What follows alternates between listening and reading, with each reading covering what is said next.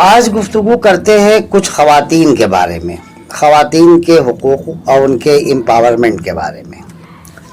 پہلی خبر تو یہ آئی ہے کہ عدالت نے ایک لمبی لڑائی کے بعد، لگ بھگ 14 سال کی لڑائی کے بعد، اب اس بات کا حکم دے دیا ہے کہ بھارت کی فوج میں جو ترقی کے مواقع مرد لوگوں کو ملتے ہیں، مرد فوجیوں کو، ٹھیک وہ تمام مواقع خواتین کو بھی ملیں گے۔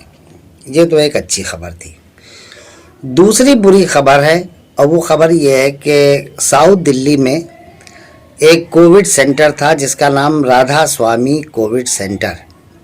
اس کووڈ سینٹر کی پوری نگرانی اور اس کا انتظام اور اس کے ایڈمنسٹریٹو میٹرز جو تھے وہ ITBP، Indian Tibetan border police, یعنی ایک طرح سے ایک فوج ہے، اس کے سپرد تھے۔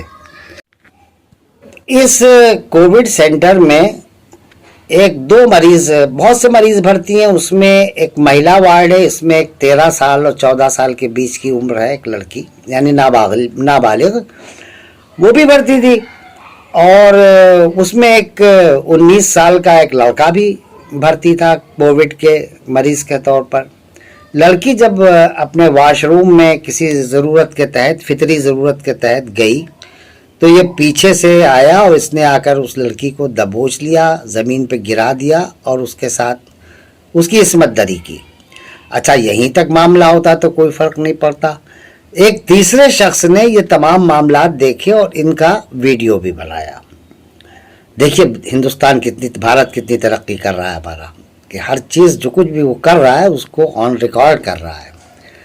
سب معاملہ اجاگر ہوا، اخبارات میں خبر آئی۔ اب ان دونوں کو، اس لڑکے کو، دونوں کو نہیں، لڑکے کو نگرانی میں، پولیس کی نگرانی میں ایمس میں ٹرانسفر کر دیا گیا ہے۔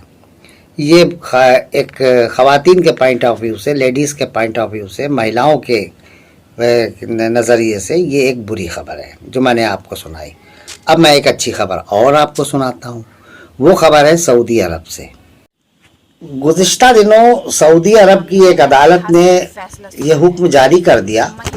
سعودی عرب میں عدالتیں کچھ نہیں ہوتی ہیں، وہاں پر سب ایک نظام ہے جو شاہی پریوار چاہتا ہے، اور جو وہاں کا ایک نظام ہے جن کے سپرد یہ سب، ان کے پاس کوئی ہم لوگوں کی طرح کوئی قانونی ضابطہ یا IPC یا CRPC یہ سب کچھ نہیں ہے۔ ان کے یہاں جو عقل میں آیا وہ فیصلہ کر دیا۔ تو وہاں کی یہ خبر ہے کہ اب وہاں کی عدالت نے یہ حکم جاری کر دیا کہ کوئی بھی بالغ خاتون اندرون ملک سعودی عرب میں جہاں بھی اپنا جانا چاہے، اس کے لیے نہ تو اس کو اس کے پیرنٹس کی اور اس کے ولی کی اجازت کی ضرورت ہے، اور نہ اس کے ساتھ ضروری ہے کہ کوئی اس کا ایک غیر محرم یا محرم، جو غیر محرم سے بچانے والا محرم، وہ اس کے ساتھ سفر کرے۔ پہلے یہ شرط تھی کہ عورت اکیلی سفر نہیں کر سکتی تھی۔ یہ دراصل 1500 سال پرانا جو نظام سعودی عرب میں تھا، جس میں عورت کو بڑا ہی جوجو بنا کر رکھا جاتا تھا، جس میں، اور اس وقت کے حالات کچھ ایسے رہے ہوں گے، اس لیے ویسے قوانین کی اس وقت ضرورت تھی۔ لیکن اب عورت نہ تو اب اس 1500 سال پرانی والی عورت رہ گئی ہے، اور نہ اب وہ نظام رہ گیا ہے، نہ اس نظام کو نافذ کرنے والے رہ گئے ہیں، اور جو تنتر ہے ہمارا، جو ہمارا سسٹم ہے، وہ بھی اب اس نظام کو ریجیکٹ کر چکا ہے اور اس کو ماننے کے لیے تیار نہیں ہے۔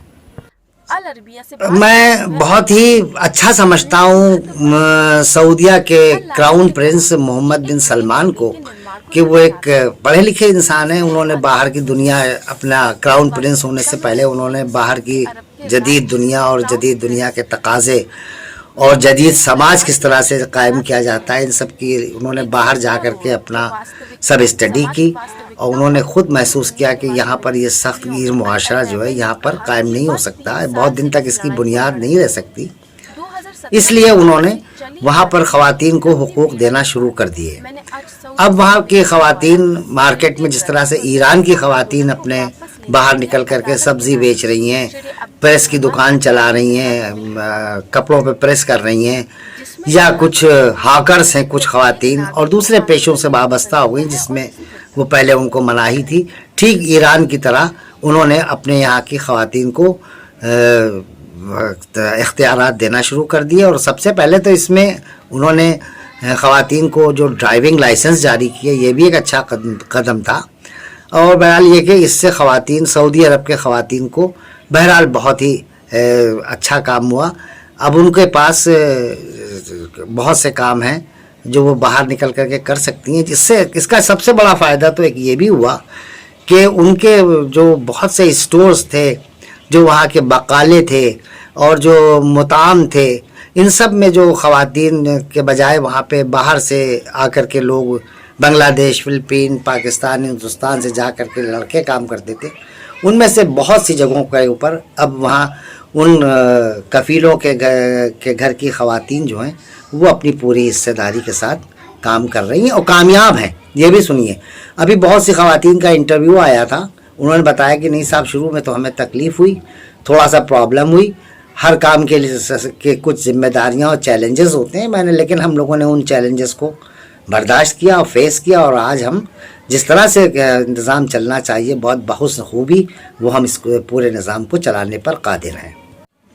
اس طرح سے ہم دیکھتے ہیں کہ پوری دنیا میں ایک خواتین کے حقوق کے لیے اور ان کو برابر سماج میں جگہ دینے کے لیے جو کوششیں ہو رہی ہیں وہ بڑی حد تک بارآور ثابت ہو رہی ہیں، اور ان کی نمائندگی ہمارے سماج میں مختلف حصوں میں بڑھ رہی ہے.